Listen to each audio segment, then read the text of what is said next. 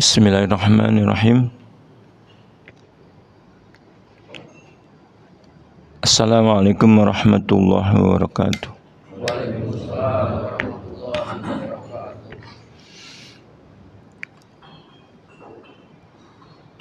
Innal hamdalillah nahmaduhu wa nasta'inuhu wa nastaghfiruh wa na'udzu billahi min syururi anfusina wa min sayyiati a'malina. Man yahdihillahu fala mudilla lahu wa may yudlil fala hadiya lahu. Asyhadu an la ilaha illallah wahdahu la syarika lahu wa asyhadu anna Muhammadan abduhu wa rasuluhu la nabiyya ba'da. Allahumma shalli wa sallim wa barik ala nabiyyina Muhammad wa ala alihi wa sahbihi wa man tabi'ahu bi ihsan ila yaumiddin. Allahumma la sahla illa ma ja'altahu sahla wa anta taj'alul hasna idza syi'ta sahla. Ma'asyiral muslimin rahimakumullah, usikum wa nafsi bittaqwallah wa ta'atihi faqad faza man ittaqa. Yaqulu ta'ala fi kitabil karim, a'udzu billahi minasyaitonir rajim. Ya ayyuhalladzina amanu ittaqullaha haqqa tuqatih wa la tamutunna illa wa antum muslimun. Syukur alhamdulillah kita diperkenankan untuk bisa sholat subuh berjamaah. Kemudian diperkenankan pula untuk duduk sejenak mendengarkan hal-hal yang bermanfaat dari agama kita, yaitu tauhid. Sebagaimana kita ketahui, tauhid ini adalah kewajiban pertama seorang manusia dan juga kewajiban terakhir. Maksudnya adalah manusia mesti mengenal, mempelajari, mengetahui yang sebenarnya perkara tauhid. Itu kewajiban pertama. Kemudian merupakan yang terakhir, diharapkan manusia tetap bertauhid ketika mengembuskan napas terakhir. Maka dia awal wajib wa akhirul wajib. Mudah-mudahan kehadiran kita bagian daripada atau sarana kita memelihara tauhid. Mudah-mudahan kita diwafatkan dalam keadaan tauhid. Amin ya rabbal alamin. Ikhwan fillah rahmakumullah, kita memasuki bab kedua, yaitu tentang man haqqaqat tauhid dakhala jannah bighairi hisab. Siapa yang merealisasikan tauhid, dia akan masuk surga tanpa hisab. Kemarin kita sudah bahas perkara orang yang mengucap syahadatain. Banyak hadis, man qala la ilaha illallah shadiqan min qalbihi dakhala jannah. Man qala la ilaha illallah khalisan min qalbi dakhala jannah. Atau inna Allah haramaha 'alan nar man qala la ilaha illallah. Banyak yang serupa itu, bahwa orang yang bertauhid wajib masuk surga, artinya pasti masuk surga. Kemudian neraka haram bagi orang yang mengucapkan la ilaha illallah. Dari penjelasan kita, ternyata ada orang yang masuk juga neraka padahal dia menyebut la ilaha illallah. Sesuai dengan hadis yang banyak mengenai itu. Penjelasannya adalah barang siapa yang ikhlas mengucapkan dan sesuai dengan syarat-syaratnya, konsekuen mengucapkan tauhid dan dia beramal soleh, masuk surga tanpa hisab bahkan. Tapi ada orang yang mengucapkan sekedar mengucapkan, dia tidak yakin mengucapkannya, dia tidak terjebak kepada bahkan syirik yang besar, dia tidak jatuh, tetapi tidak beramal soleh, bahkan melakukan maksiat-maksiat, maka dia akan disiksa sesuai dengan dosanya kalau tidak diampuni oleh Allah. Kemudian masuk neraka dulu untuk akhirnya diangkat dari surga, dari neraka menuju surga. Nah, begitu penjelasannya. Sekarang kita membahas merealisasikan tauhid. Orang yang merealisasikan tauhid masuk surga tanpa hisab. Nah, siapa saja yang masuk surga tanpa hisab? Ini pembahasan penting. Kita insya Allah membahasnya. Penulis kitab Tauhid Abdullah bin Abdul Wahab mengutip ayat ke-120 surat An-Nahl dan Al-Mu'minun 59. Yang An-Nahl 120 A'udzubillahi minasyaitonirrajim. Inna Ibrahima kana ummatan qa'imatan lillah hanifa walam yakum minal musyrikin. Sesungguhnya Ibrahim adalah seorang imam yang dapat dijadikan teladan, lagi patuh kepada Allah dan hanif. Dan sekali-kali bukanlah dia termasuk orang-orang yang mempersekutukan Allah.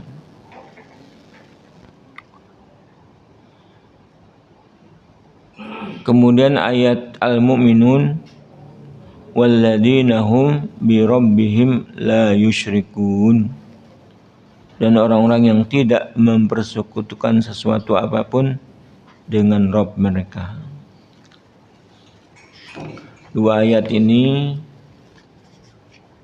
dijadikan sebagai ayat pembuka oleh penulis, ditambah dengan hadis dari Husain bin Abdurrahman qala an Husaini ibni Abdurrahman qala kuntu inda Sa'id bin Jubair faqala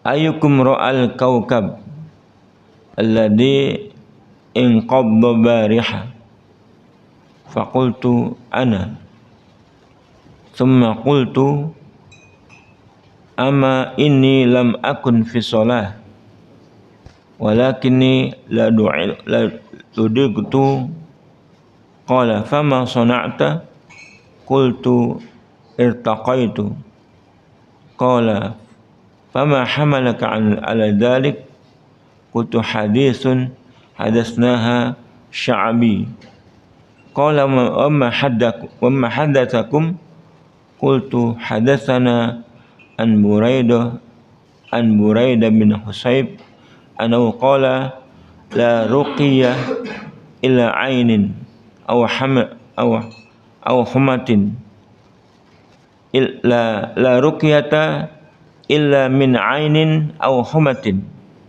qala qad asana man intaha ila sami'a walakin haddatsana Ibnu Abbas anin Nabi sallallahu alaihi wasallam annahu qala, yang artinya dari Husain bin Abdurrahman dia berkata, aku sedang berada bersama Sa'id bin Jubair. Lalu dia bertanya, siapa di antara kalian yang melihat bintang-bintang jatuh semalam?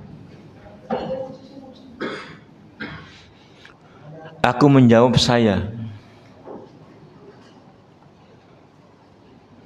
Aku meneruskan, ketahuilah bahwa sesungguhnya pada malam itu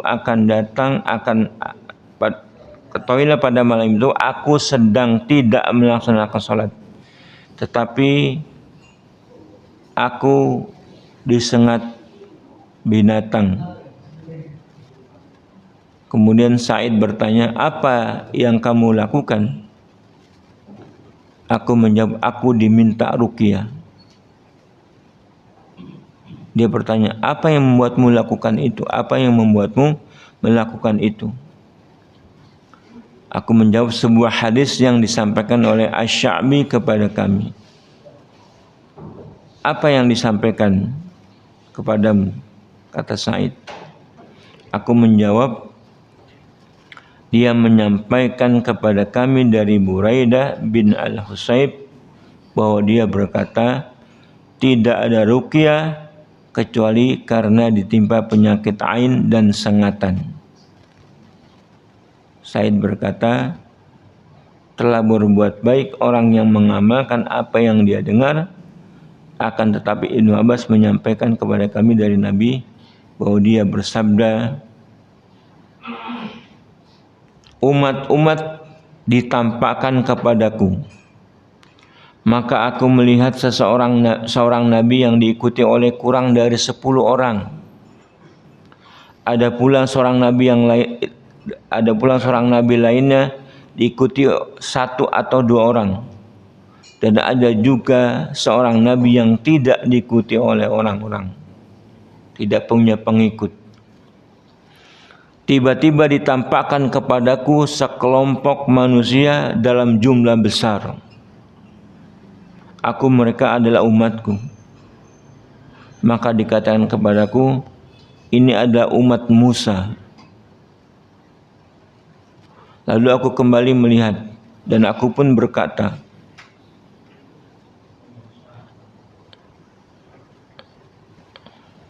aku melihat manusia dalam jumlah yang besar pula. Maka dikatakan kepadaku, ini ada umatmu, dan di antara mereka terdapat 70.000 orang yang masuk surga tanpa hisab. Kemudian Nabi SAW bangkit dan masuk ke rumahnya. Maka orang-orang memperbincangkan siapa mereka yang 70.000 orang itu. Sebagian dari mereka berkata, mungkin mereka adalah orang-orang yang menyertai Rasulullah. Sebagian lain berkata, mungkin mereka adalah orang-orang yang dilahirkan dalam Islam dan mereka tidak mempersekutukan sesuatu dengan Allah. Mereka menyebutkan beberapa hal. Lalu Rasulullah SAW keluar kepada mereka dan mereka mengabarkan apa yang mereka perbincangkan kepada beliau. Maka beliau bersabda, mereka adalah orang-orang yang tidak meminta diruqyah. Yang masuk surga tanpa hisab itu, mereka adalah orang-orang yang tidak meminta diruqyah, tidak berobat dengan besi panas, dan tidak bertatayur, dan hanya kepada Rabb mereka bertawakal. Lalu Ukasyah bin Mihsan bangkit berdiri dan berkata, ya Rasulullah, berdoalah kepada Allah agar menjadikan aku termasuk di antara mereka yang masuk surga tanpa hisab. Maka Nabi menjawab, engkau termasuk di antara mereka. Maksudnya permintaan Ukasha dijawab oleh Nabi dengan mengiyakan.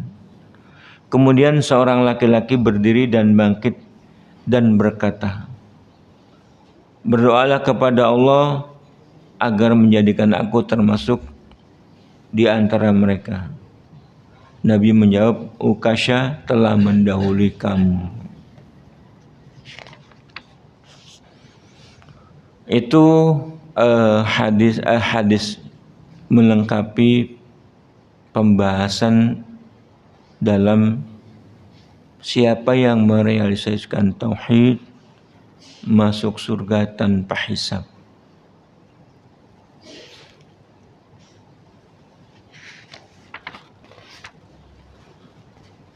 Jamaah yang berbahagia, dari ayat dan hadis-hadis itu nyata sekali orang yang masuk surga tanpa hisab. Pertama adalah orang yang tidak minta diruqyah.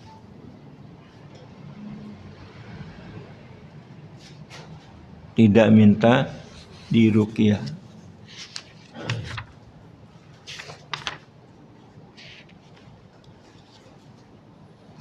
Tidak berobat dengan besi panas, kain. Tidak bertatayur.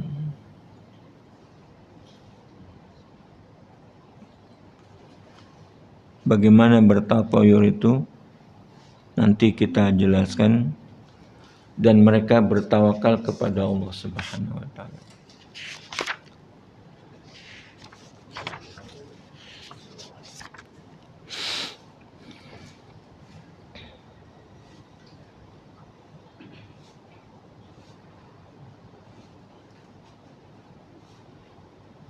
Penjelasannya dari bab 2 ini. Makna man tahaqqaqat tauhid dakhala al-jannah bighairi hisab. Siapa yang merealisasikan tauhid niscaya dia akan masuk surga tanpa hisab. Juga pasti tanpa adab.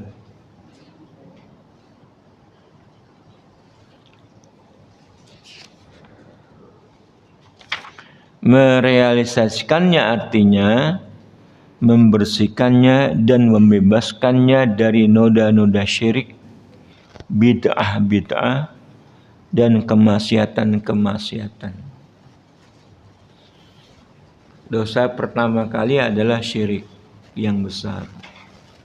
Kedua apa?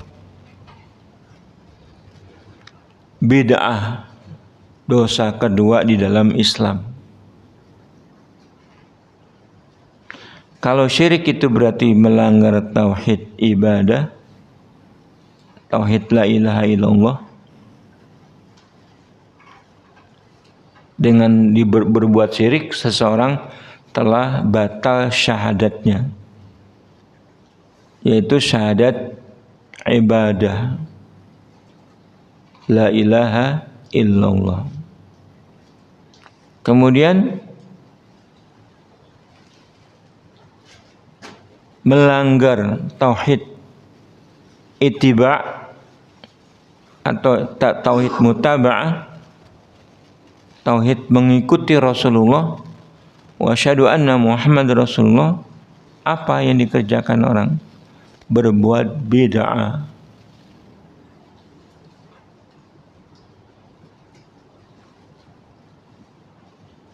Kemudian yang berikutnya dosa-dosa yang lain seperti melanggar. Nah, bid'ah itu menjadi kedua.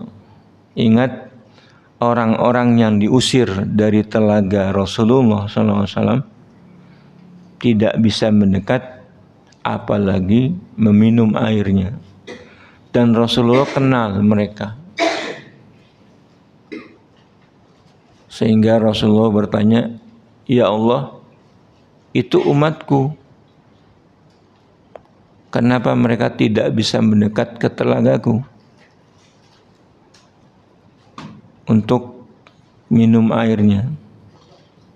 Nah, kemudian Allah menjawab, "Innaka la ta'lamu innaka la ta'lam min ba'di." Kamu tidak tahu apa yang mereka kerjakan setelah kamu. Kamu tidak tahu apa yang mereka kerjakan setelah kamu. Artinya, setelah Rasulullah, umatnya yang diusir itu membuat hal-hal yang baru, sehingga Rasulullah tidak mengetahui karena sudah wafat. Hal-hal yang baru berarti yang tidak diajarkan dalam syariat, disebut bid'ah. Maka Nabi bersumpah, "Sukon liman badal ba'di, sukon liman badal ba'di." Celakalah orang-orang yang mengganti syariat setelah aku tidak ada. Nah, makanya bid'ah itu besar persoalannya di sisi Allah Subhanahu wa taala sebagai sebuah dosa yang bisa mengakibatkan orang tidak bisa masuk ke dalam surga kalau tidak mendapat ampunan. Baik, kita itu yang pertama,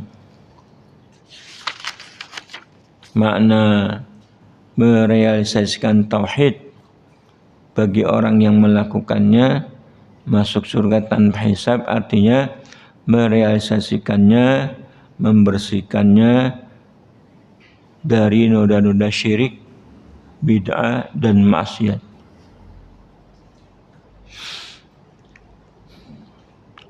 Itu juga pengertian yang sahih dari permintaan Ibrahim alaihissalam. "Wabila tukhzini yauma yub'atsun yauma la yanfa'u malun wala banun illa man atallaha biqalbin salim.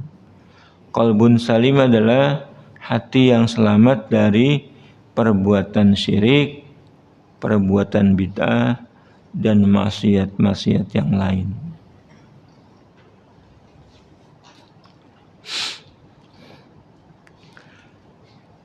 Yang kedua, inna Ibrahim kana ummatan qanitan lillah hanifa walam yakum minal musyrikin.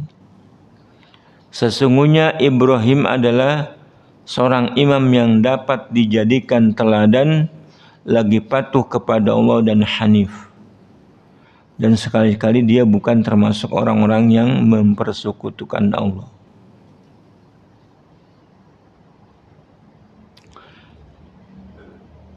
Yang menarik di dalam ayat ini, Ibrahim sendirian disifati sebagai umat.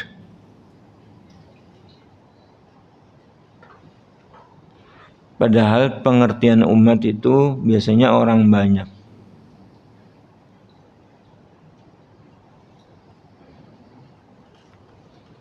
Pengertian umat itu secara umum sekelompok orang yang mengikuti ajaran milah umat disebut. Tetapi Ibrahim di sini inna Ibrahim kana ummatan qanitan lillah. Sesungguhnya adalah Ibrahim adalah seorang umat yang dapat dijadikan teladan.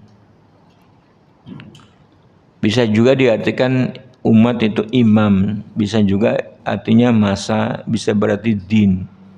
Pengertian umat banyak artinya di dalam Al-Quran. Tapi yang dimaksud adalah bagaimana Ibrahim ini disebut sebagai umat. Allah Subhanahu wa taala menyifati Ibrahim sendirian dengan sifat-sifat ini yang merupakan puncak dalam merealisasikan tauhid. Yang pertama, bahwa Ibrahim adalah umat.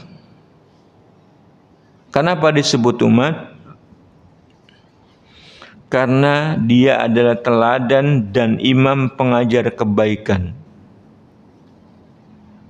Karena kesempurnaannya dalam bertauhid dan bertawakal kepada Allah Subhanahu wa taala.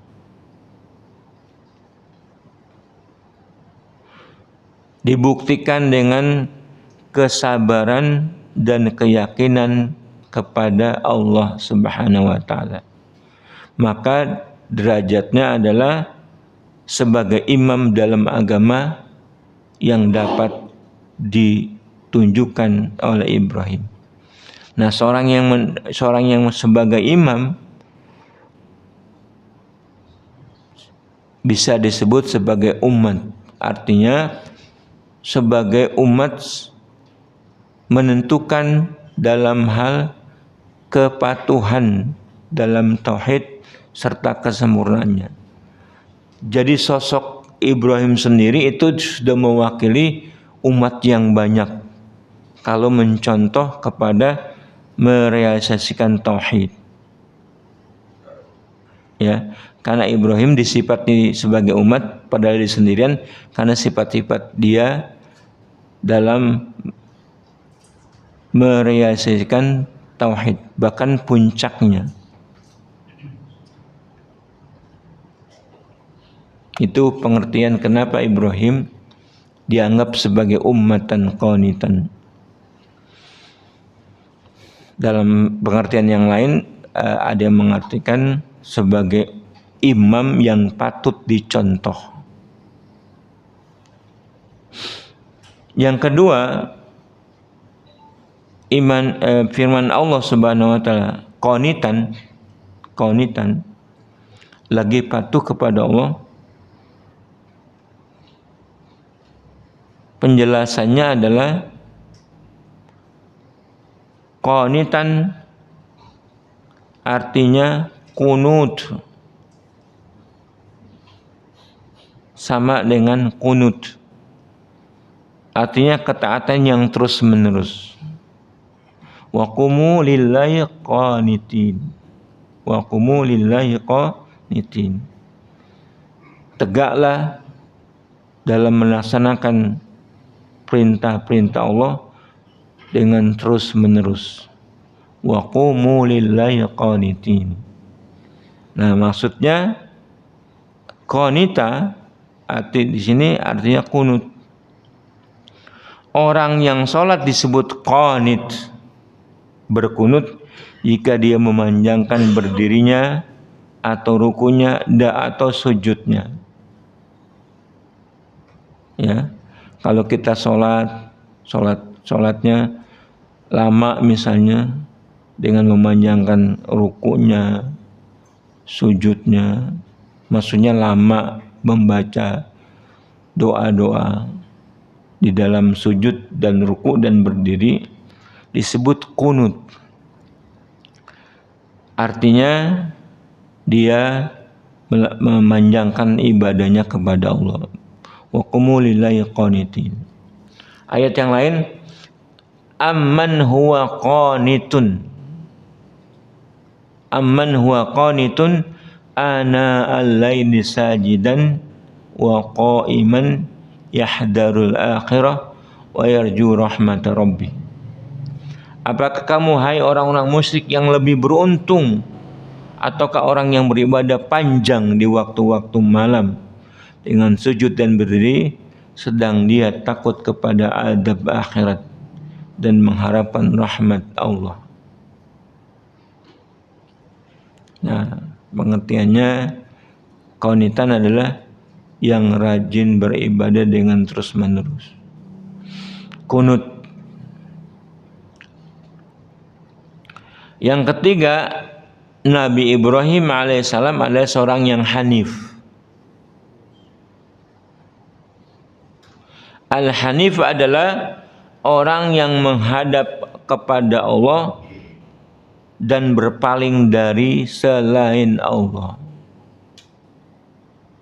Itu hanif dalam pengertian ayat ini. Karena Ibrahim itu hanya kepada Allah. Sampai dalam riwayat Ibrahim pernah ketika saat kritis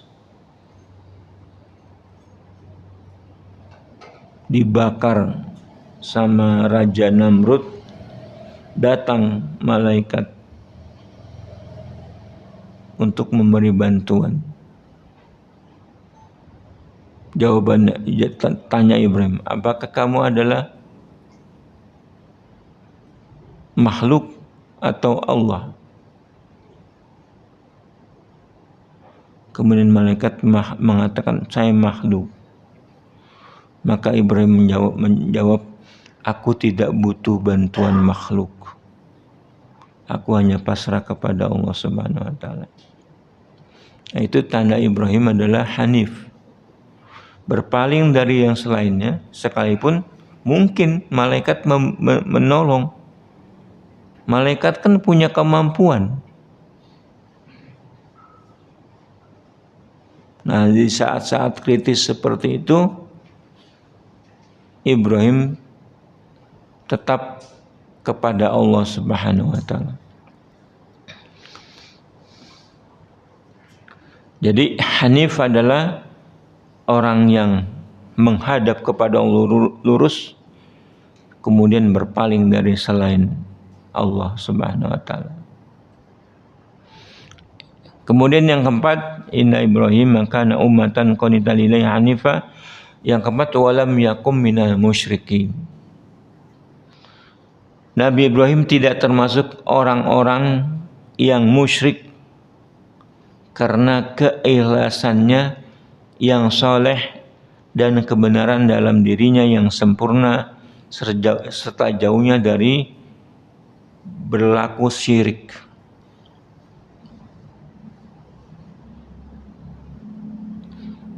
Syirik besar atau kecil. Ada orang-orang yang bisa bebas dari syirik besar, tapi terjebak kepada syirik kecil.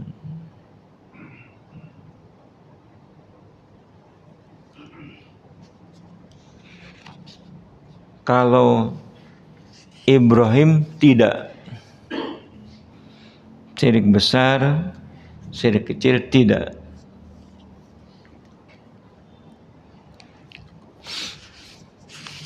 Ya. Maka patutlah orang yang seperti itu jadi teladan.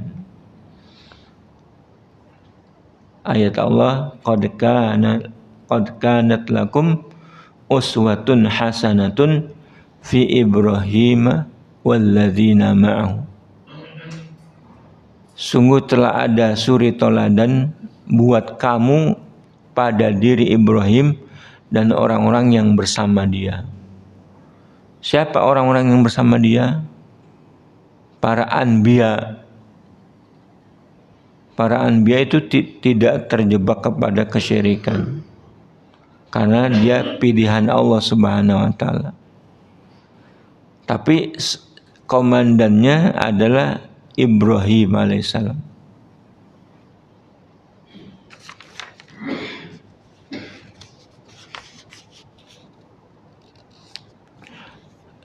Yaitu Nabi Ibrahim yang kita disuruh oleh Allah Subhanahu wa taala untuk menjadikannya teladan adalah yaitu dalam berpegang teguh kepada agama, ya, dan saudara-saudara orang-orang bersamanya adalah, maksudnya adalah saudara Ibrahim dari kalangan Rasul, karena para nabi dan Rasul itu adalah bersaudara.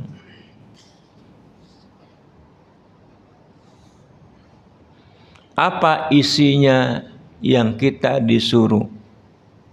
Nah, ini perintah Allah. Karena Ibrahim sudah terbukti, sudah banyak cerita yang tertera di dalam Al-Quran. Terus kita disuruh mengambil pelajaran. Salah satunya adalah yang paling inti adalah dalam hal sikap akidah. Apa? Idz qalu liqaumihim. Ketika Ibrahim dan rasul-rasul yang lain berkata kepada kaumnya, inna bura'a'u minkum. Kami berlepas diri dari kalian. Wa mimma ta'buduna min dunillah. Dan dari apa-apa yang kalian sembah selain Allah. Kafarna bikum wa bada bainana wa bainakum adawata wal baghdha abada.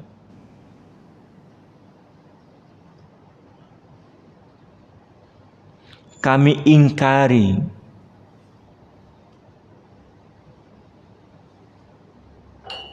dan telah nyata antara kami dan kamu permusuhan dan kebencian buat selama-lamanya sampai kamu beriman kepada Allah. Hatta tu'minu billahi wahda. Nah, ini kita disuruh jadikan teladan.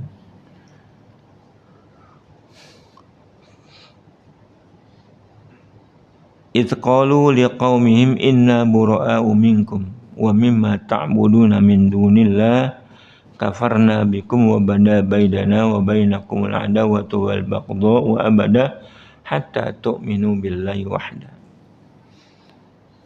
Ayat yang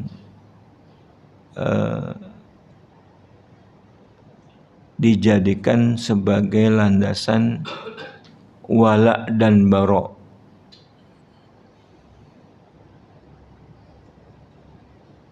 Wala dan bara.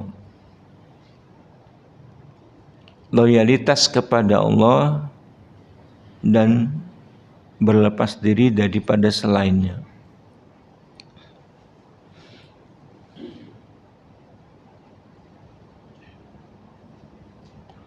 Surat Al-Mumtahanah ayat 4. Illa qawla Ibrahim li abihi la astaghfiranna laka wa ma amliku laka minallahi min syai'. Kecuali yang tidak boleh dicontoh, tidak boleh dijadikan panutan adalah perkataan Ibrahim kepada ayahnya, yaitu memohon ampun untuk ayahnya. Nah, itu tidak boleh dicontoh.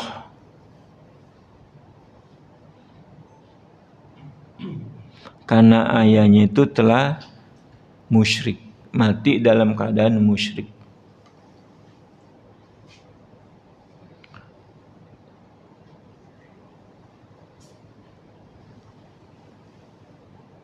Kalau ayahnya masih hidup,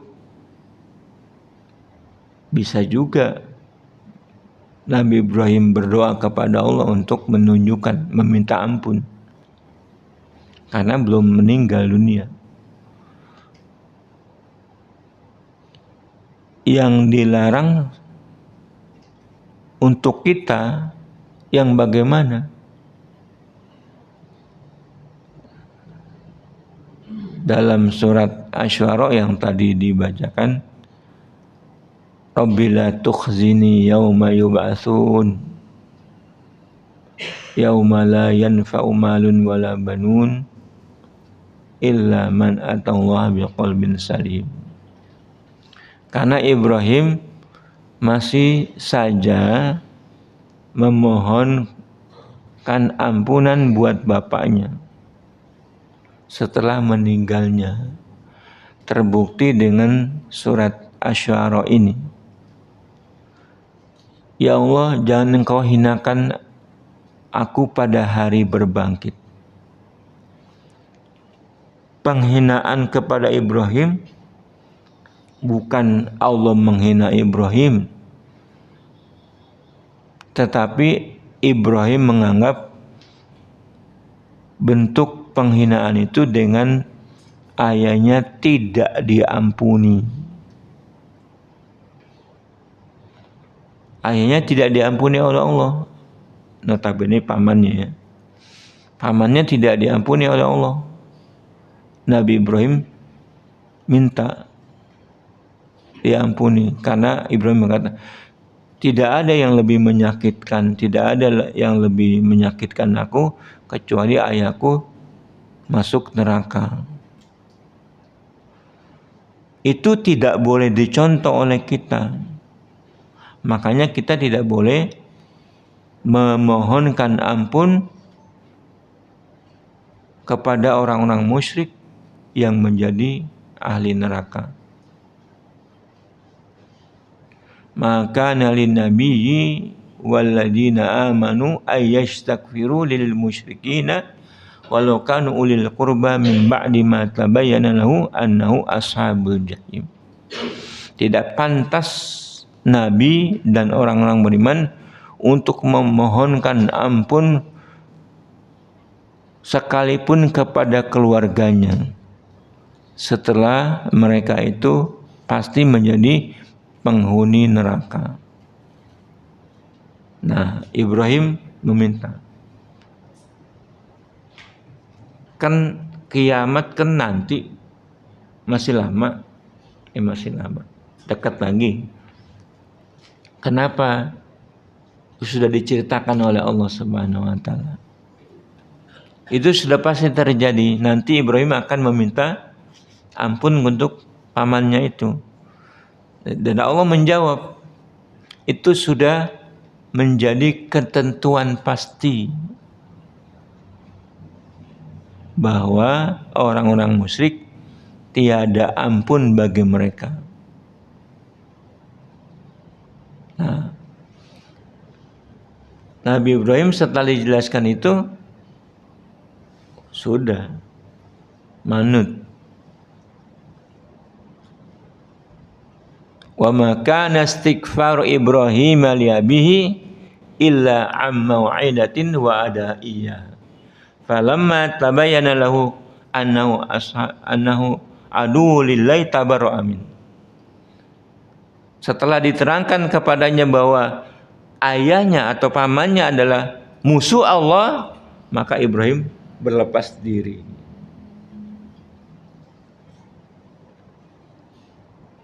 Berlepas diri. Maka bara, ayatnya bara, Nabi Ibrahim bara. Nah, kita tidak boleh memohonkan ampun untuk orang-orang yang musyrik.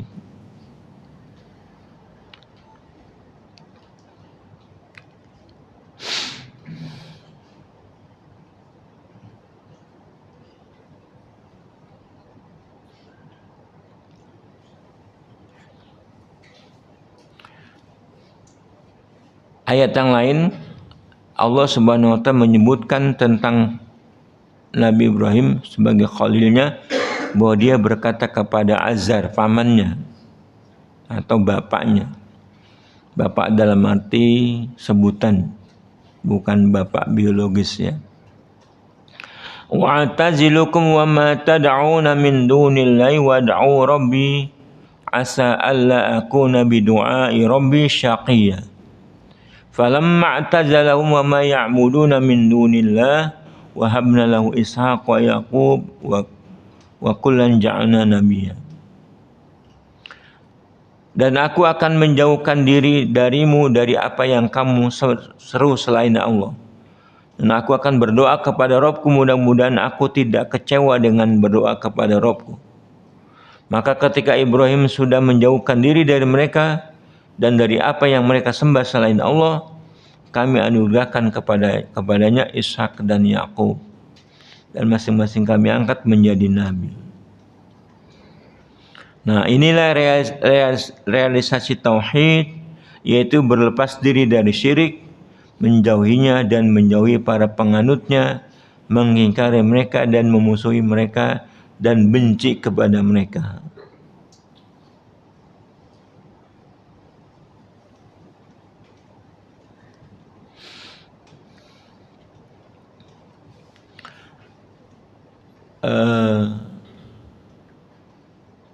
Kalau kita bertauhid memang harus membenci dalam hati, pertama dalam hati.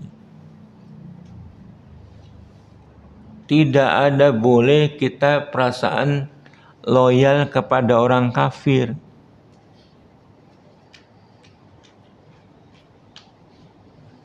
Tidak boleh. Nah, agama tauhid ini untuk di negeri kita sudah mulai diacak-acak. Kita harus toleran kepada manusia. Kita harus bersama-sama sesama manusia. Sudah lintas batas. Akidah tidak ada lagi yang mencirikan dia sebagai muslim. Nah, dengan pemahaman seperti itu yang terjadi, maka Islam menjadi tertuduh sebagai ajaran yang tidak toleran. Maka kita menjadi sulit dalam melaksanakan tauhid. Itulah ujiannya. Kita mau berpegang teguh konsep wala dan bara atau tidak.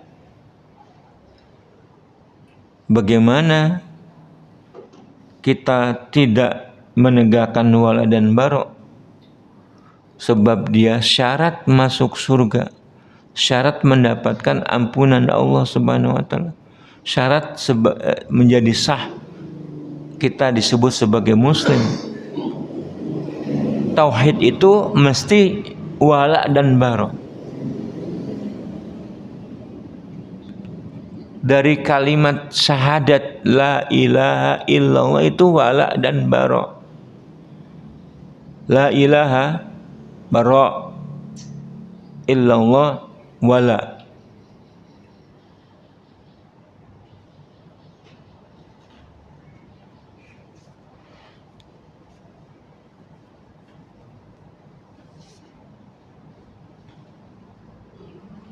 Kita harus kembali menegakkan, terutama saat orang-orang pada menafikan.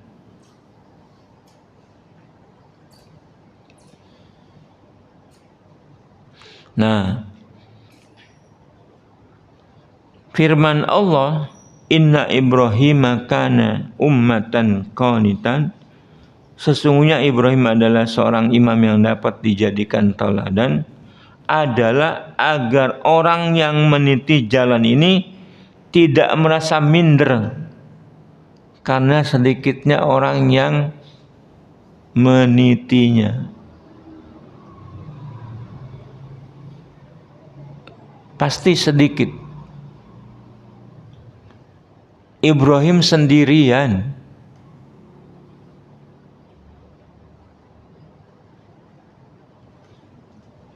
Ya. Pengikut tauhid sedikit.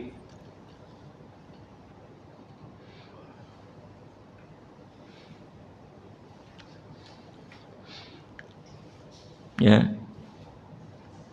Ibronya adalah pengikut tauhid itu sedikit. Makanya kita tidak perlu minder, tidak perlu gusar dengan sedikitnya yang mengikuti jalan ini. Diajarkan kepada kita berprinsip untuk diri kita. Kemudian kalau bisa kita dakwakan orang-orang yang dekat dengan kita. Istri kita, anak-anak kita, orang tua kita. Sekedar menyampaikan dakwah. Tapi ketahuilah bahwa pengikut tauhid itu sedikit. Sekalipun Allah berharap semuanya manusia sudah diturunkan petunjuk dan penjelasannya, tapi sedikit manusia yang mengikuti petunjuk dan penjelasannya. Rata-rata manusia kebanyakan tergoda kepada hidup sementara ini. Kemudian qanitan, yang patuh kepada Allah, bukan kepada raja-raja dan bukan kepada saudagar yang bergelimang harta. Hanifah artinya tidak goyah ke kiri dan ke kanan seperti perbuatan ulama yang tidak berpendirian. Nah, dari dulu ulama-ulama banyak yang tidak berpendirian. Kemana arus mengalir, dia ikut. Kalau arusnya lagi begitu, ya dia begitu. Pokoknya selamat. Maka para ulama-ulama itu kita lihat misalnya tidak ada yang sepi dari bertabrakan dengan penguasa yang kebetulan tidak menerapkan tauhid. Masuk penjara. Lihat imam-imam semuanya itu. Matinya kebanyakan di dalam penjara. Padahal pada saat mereka hidup, sistemnya sistem khilafah. Sistem yang menerapkan syariat Allah Subhanahu wa taala. Bukan seperti sistem yang sekarang.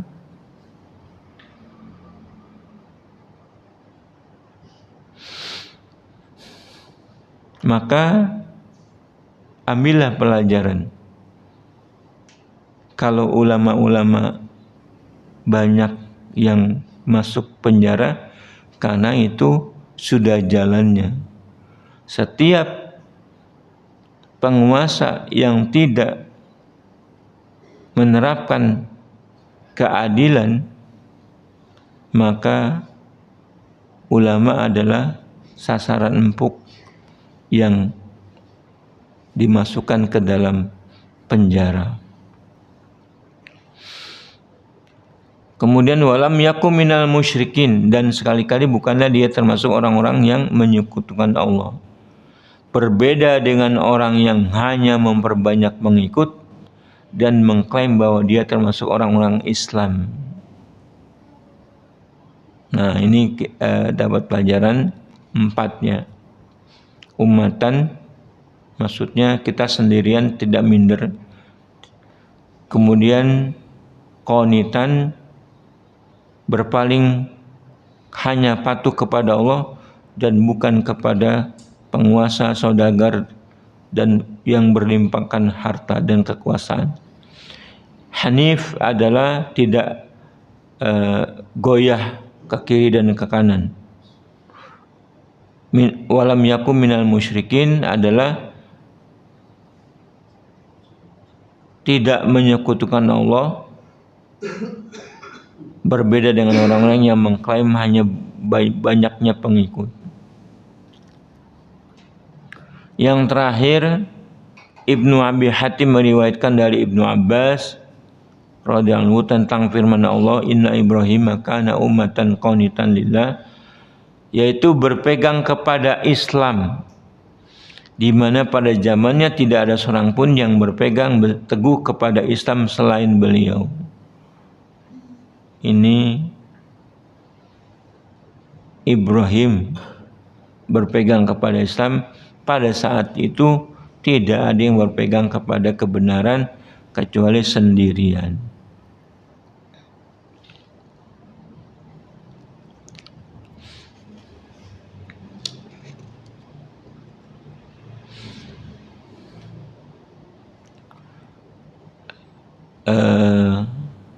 Begitulah ayat pertama dari judul barang siapa yang merealisasikan tauhid masuk surga tanpa hisab.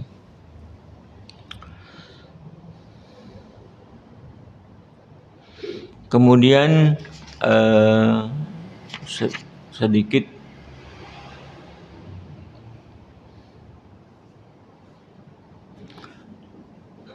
firman Allah dalam surat Al-Mu'minun ayat 57 sampai 59.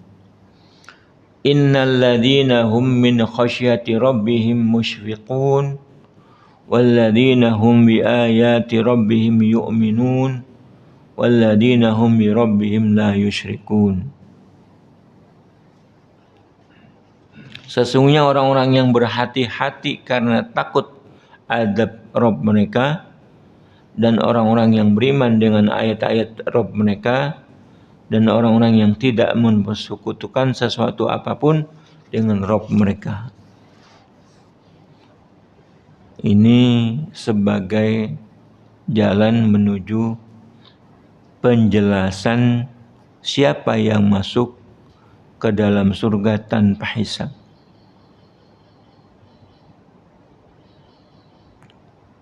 Wallahu a'lam bishawab. Mudah-mudahan selanjutnya kita bisa mengkaji, sebab bagian ada hadis, bagian ini hadis patut kita dalami, sebab dalam hadis tidak diruqyah yang masuk surga tanpa hisab, tidak pernah diruqyah.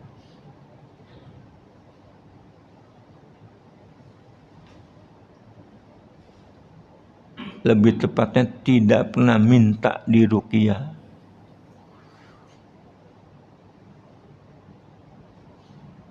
Padahal ruqyah itu boleh.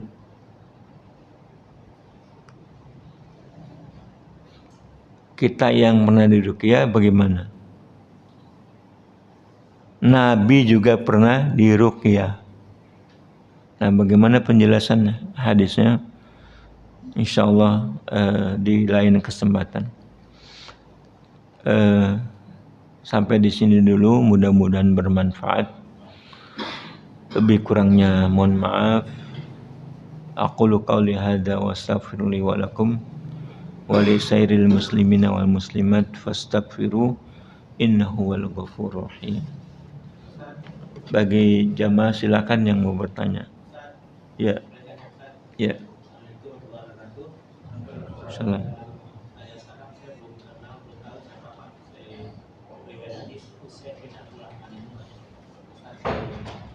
Ya, Pak. Husain bin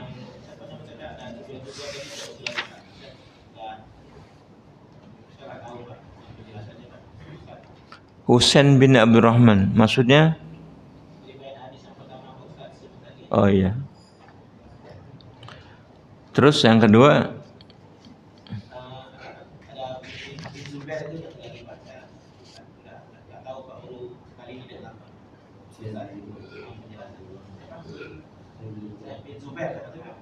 Sa'id bin Jubair.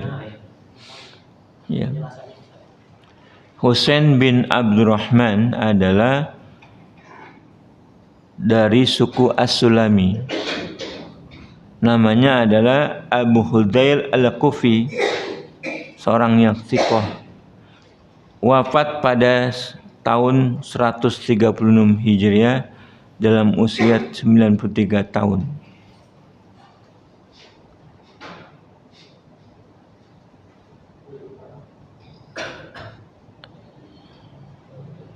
Ya, ini bukan orang sahabat, bukan seorang sahabat, bukan.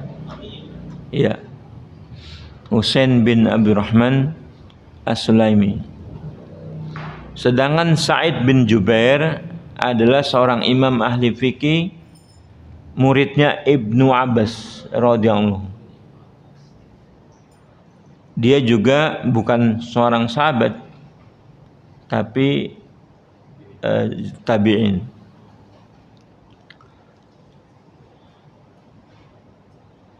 Meninggal pada tahun 95 Hijriah, usia beliau belum mencapai 50 tahun. Sa'id bin Jubair. Nah, itu yang kita tahu.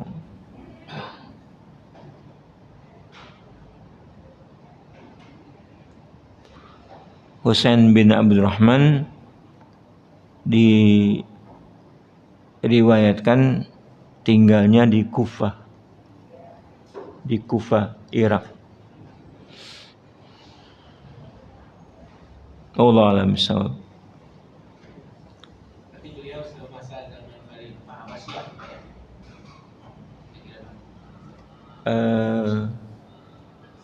Lahirnya pada masa Muawiyah.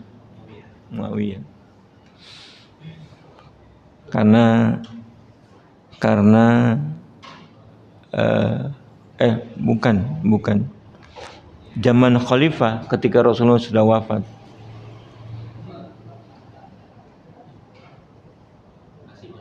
Ya. Silakan yang lain. Saya pernah dengar ceramah itu mengenai yang dimaksud baca sedikit itu sudah dibandingkan dengan yang dimakjui gitu kan. Jadi kebanyakan kaum muslimin itu mau masuk Islam, yaitu masuk surga ya. Tapi sedikit itu yang masuk surga itu bisa dibandingkan dengan yang dimakjui gitu kan.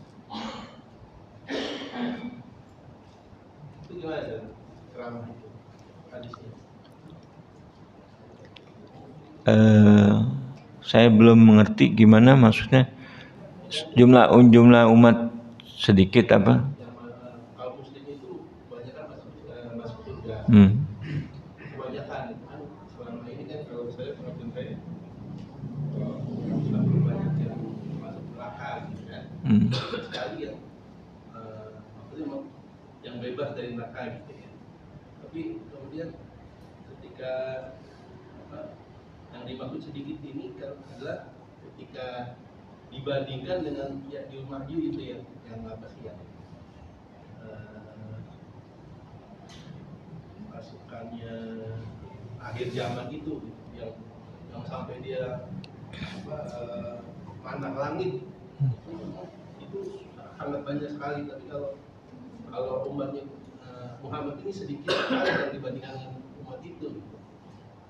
Jadi jelas hadis itu pernah dengar ya? Ya, Ya'juj wa Ma'juj. Kan Ya'juj wa Ma'juj itu nama sebuah bangsa.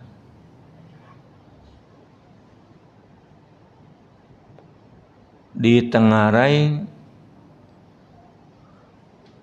orang-orang yang beras Mongolia. Nah, sekarang kalau kiamat sebentar lagi,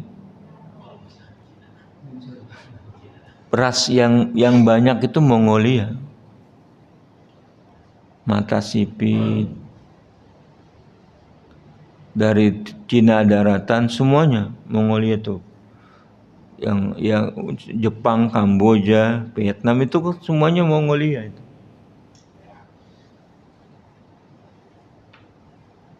Nah, apakah itu wallahu alam? Kalau umat Muhammad SAW pasti lebih banyak karena Rasulullah sebagai Rasul terakhir. Sejak Rasulullah diutus, semuanya ini umat Rasulullah. Yang sekarang hidup, ada yang agamanya Islam, ada yang tidak, itu umatnya Rasulullah. Kan sebagai umat, dia diutus oleh Allah untuk seluruh manusia. Makanya seluruh manusia ada umatnya Muhammad SAW. Tapi manusianya itu mau nggak jadi umatnya, kan begitu. Yang mau jadi orang Islam, yang nggak mau kan banyak. Dia jadi sasaran dakwah Rasulullah SAW. Manusia banyak semuanya. Semuanya sejak Rasulullah lahir dan diutus oleh Allah, semuanya manusia sejak itu menjadi umatnya Muhammad SAW. Kira-kira lebih banyak mana tuh? Oh, banyak. Iya. Tapi itu dia di keterangan itu disebutkan drama itu mengatakan seperti itu. Ini maksudnya benar-benar yang yang di akhir zaman itu disebutkan bahwa itu sesuatu yang dimaksudkan banyak itu. Kalau yang sedikit ini umat yang Muhammad itu dibandingkan itu masih lebih banyak itu gitu. Sangat lebih banyak. Jadi hadis itu disebut akhirnya seperti itu. Iya. Wallahu a'lam bishawab. Saya belum mengetahui seperti yang tadi disebutkan bahwa umatnya Muhammad dibandingkan dengan Ya'juj wa Ma'juj, apakah menjadi lebih sedikit atau lebih banyak.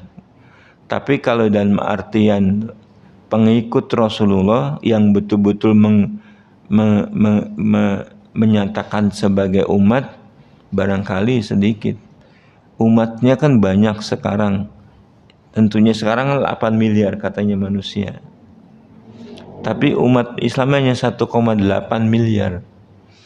Nah, itu lebih banyak mana? Lebih banyak yang tidak mengikrarkan diri sebagai umat.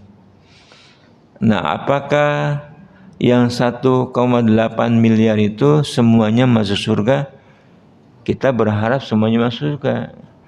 Tapi kenyataannya wallahu a'lam bishawab. Nah, Ya'juj wa Ma'juj yang mana tuh?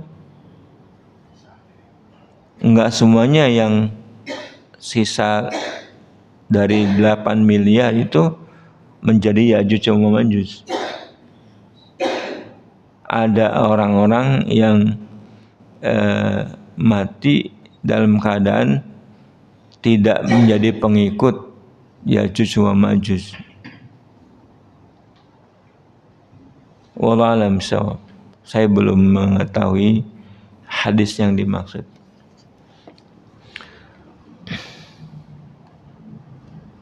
Ada lagi? Saya Pak. Ya. Nomor kuno ada yang mengartikan sholatnya diperpanjang, yang lebih khusyuk. Ada yang mengartikan kunut itu langsung Allahumma hdina fiman hadait. Itu gimana? Iya. Kunut itu termasuk adalah pengertiannya membaca kunut. Allahumma hdina fiman hadait wa afina fiman afait wa tawallana fiman tawallait wa barik lana fima atait. Itu ada yang mengartikan kunut. Nah, kunut sebenarnya disyariatkan oleh Allah Subhanahu. Nabi juga membaca kunut. Itu bukan bid'ah asli. Istilahnya bid'ah asli itu bid'ah yang tidak pernah ada dan dilakukan oleh Rasulullah. Kalau kunut namanya idofi, bid'ah idofi. Kunut pernah dilakukan oleh Rasulullah, baik dalam keadaan genting atau tidak, tetapi setelah itu Nabi tidak melakukannya. Kalau berdasarkan hadis yang sahih ya, kan Imam Syafi'i rahimahullah mengatakan Rasulullah kunut subuh sampai akhir ayatnya. Nah, diteliti hadisnya itu tidak benar. Tetapi Rasulullah kita boleh melakukan kunut kalau dalam keadaan genting. Kalau kadang-kadang kita boleh kunut, misalnya begini. Dalam keadaan misalnya terjadi pembantaian umat Islam, kita perlu kunut. Bahkan terjadi gempa itu kita perlu kunut. Ya. Nah, itu sewaktu-waktu kan insidental aja. Nah, tapi kalau kita mau misalnya gini, kita masuk masjid, sholat subuh, kebetulan imamnya kunut, kita ikuti kunut. Kan nggak ada sunahnya kita sujud duluan. Imamnya nggak sujud, kita sujud aja. Tetap nggak ada sunahnya itu. Kita boleh kunut. Tapi kan kita keyakinannya bahwa kunut subuh itu tidak sah. Kunut subuh itu tidak benar, bahwa Rasulullah tetap mengadakan sampai akhir ayatnya. Kita meyakini sholat subuh dengan kunut itu kita yakinannya benar. Tapi kita kadang-kadang boleh melakukan karena dia bid'ah yang idofi, bid'ah yang bukan asli, yang bukan tidak ada dari sononya. Rasulullah pernah mengadakan kunut. Bid'ahnya itu apabila orang mengatakan kunut sepanjang subuh. Wah, itu baru. Setiap hari subuh pakai kunut itu yang bid'ah. Keyakinan itu bid'ah. Kalau tidak kita meyakini ya enggak apa-apa. Misalnya begini ya. Misalnya orang tinggal dekat masjid yang setiap hari pakai kunut, sementara enggak ada masjid yang lain. Dia gimana? Boleh enggak? Ya dia terpaksa kunut. Tapi meyakinnya, keyakinan itu sudah cukup buat dia bahwa dia tidak melaksanakan kunut dengan pendapat hadis yang itu. Lagi pula itu kan pendapat Imam Syafi'i, misalnya dipertanggungjawabkan. Nah, pendapat ulama yang sekarang setelah diteliti hadisnya tidak sahih.